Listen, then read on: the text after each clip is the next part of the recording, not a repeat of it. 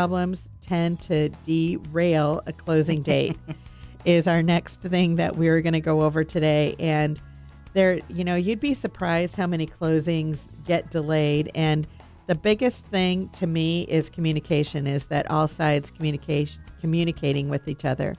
And the most disheartening thing to me is when we find out things at the last minute that we could have known a lot earlier because people didn't tell us.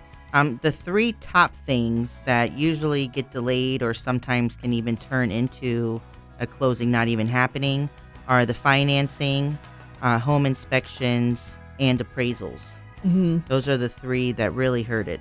But there are things that can be avoided when it comes to financing, and some things can't be avoided. Like sometimes when we're using USDA financing, which is United States Department of Agriculture, and when they're using them, there's a certain process that has to be gone through.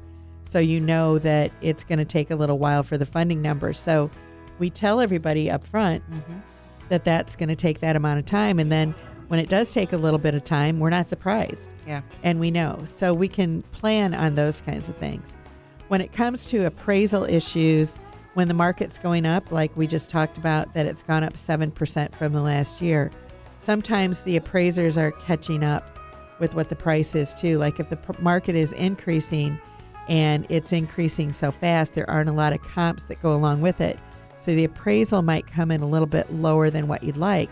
But when it does that, again, we're working with everybody to make sure that we can work through that. Just because the appraisal comes in a little bit low doesn't mean that the deal has to fall apart. And then the home inspections.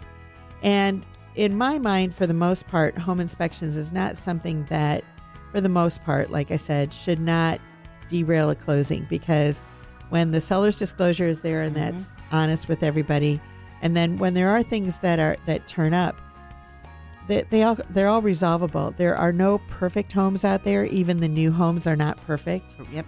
So what we have to do is go through and see if it's a fixable situation. Now, if it's thousands of dollars that we run into, that might be something that needs to be done. It's a whole different animal, that we run into. But that's more the rarity than it is the rule. Another thing that happens is that there's title or deed issues. And again, this is rare. When we're working with people, we're getting that title search done immediately. Yep. And there's usually about 30 days to closing. So if there is some kind of a problem, it can all be resolved. Yeah. And with today in Central Florida, we use title insurance a lot. And so if there is some kind of an issue, the title insurance might kick in or whatever to make sure that everything gets done.